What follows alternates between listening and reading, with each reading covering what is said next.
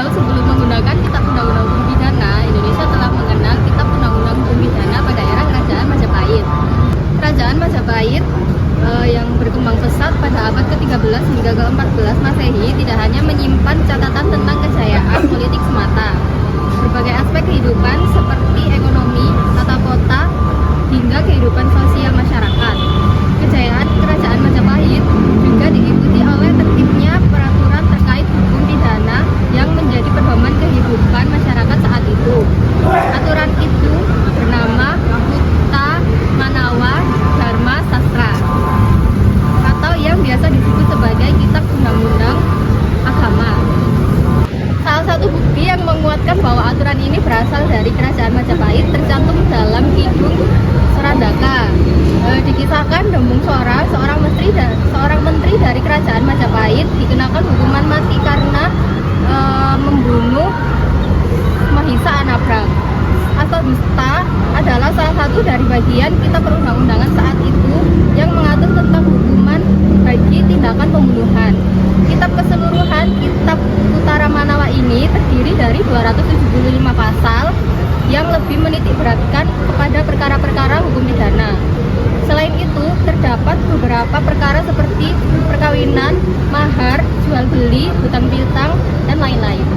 Analisis pasal 6 dan pasal 11. Setiap lapisan masyarakat hingga pejabat sekalipun harus siap dihukum hingga ancaman maksimal hukuman mati jika melakukan sejumlah kejahatan dan pelanggaran. Hal ini salah satunya terekam dalam pasal 6 di bagian kedua tentang astadusta.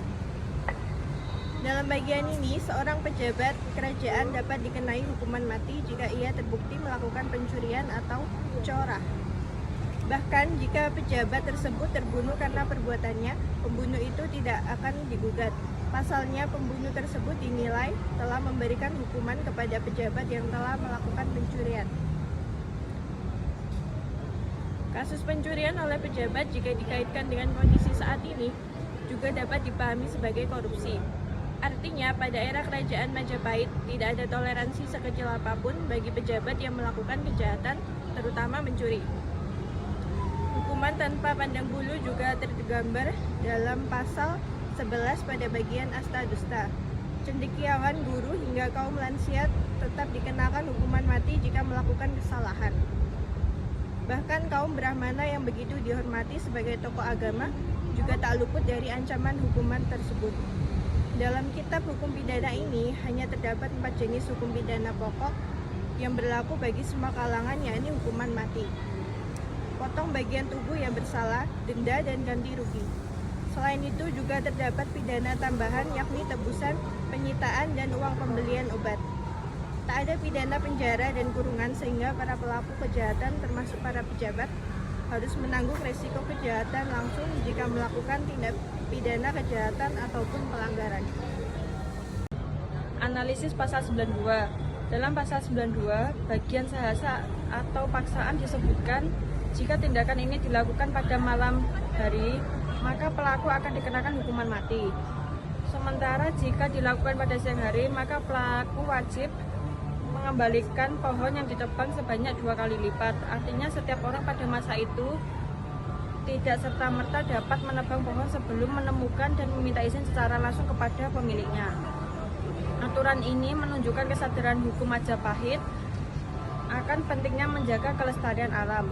Pohon dianggap sumber daya vital yang harus dilindungi dan dari tindakan sewenang-wenang. Larangan menebang pohon tanpa izin mencerminkan upaya untuk menjaga keseimbangan ekosistem dan mencegah kerusakan lingkungan. Sanksi yang berat ini mungkin dimaksudkan untuk memberikan efek jera dan menekankan pentingnya kepatuhan terhadap hukum lingkungan. Kewajiban untuk mengganti pohon yang ditebang 2 kali lipat mencerminkan prinsip pemulihan kerugian dalam hukum. Hal ini menunjukkan bahwa pelaku tidak hanya dihukum tetapi juga diwajibkan untuk memperbaiki kerusakan yang telah ditimbulkan. Meskipun pasal 92 berlaku pada masa kerajaan, prinsip-prinsip yang terkandung di dalamnya tetap relevan dalam konteks hukum lingkungan modern. Kesadaran akan pentingnya perlindungan lingkungan dan penerapan sanksi yang tegas terhadap pelanggaran merupakan aspek penting dalam menjaga keberlanjutan sumber daya alam. Jadi saya akan lanjutkan analisis pasal 167. Pada pasal 167 dari Kitab Undang-Undang Majapahit atau Utara Manawa mengatur tentang pembatalan tukon atau mahar dalam konteks perkawinan.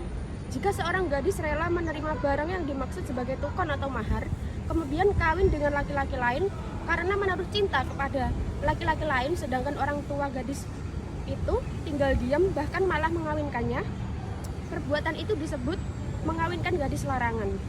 Segala tukon pelamar pertama harus dikembalikan 2 kali lipat. Bapak gadis dikenakan denda 4 laksa oleh raja yang berkuasa. Hal itu disebut amadal tukon, membatalkan tukon. Suami istri yang menikah masing-masing dikenakan denda 4 laksa oleh raja yang berkuasa. Denda yang dikenakan kepada gadis, orang tua gadis dan pasangan yang menikah tanpa memenuhi janji tukon menunjukkan bahwa pelanggaran terhadap perjanjian dianggap serius. Sanksi ini bertujuan untuk memberikan efek jera dan menekankan pentingnya integritas dalam hubungan sosial.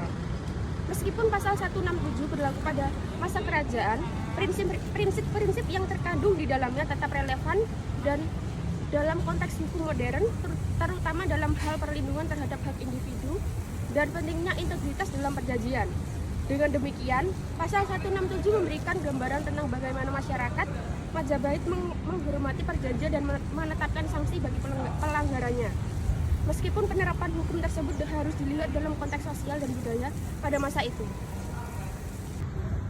Baik, kesimpulannya, pada pasal 109 Kitab Utara Manawa dijelaskan bahwa isi Kitab Perundang-undangan ini didasarkan dari Kitab Perundang-undangan India, Manawa Dramastra, dan Putra Dramastra.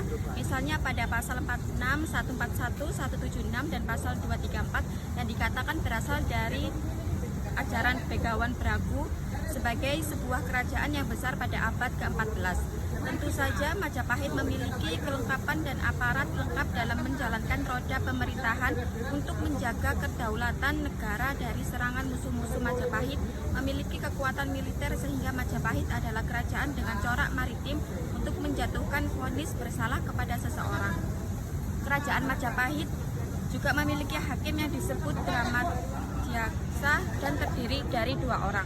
Semua keputusan diambil atas nama raja yang disebut Sang Amawabumi atau penguasa negara. Dalam memutuskan perkara hakim dikerjakan. Majapahit memegang teguh prinsip keadilan sehingga kepastian hukum bisa terwujud dan kebahagiaan bagi semua orang juga terwujud.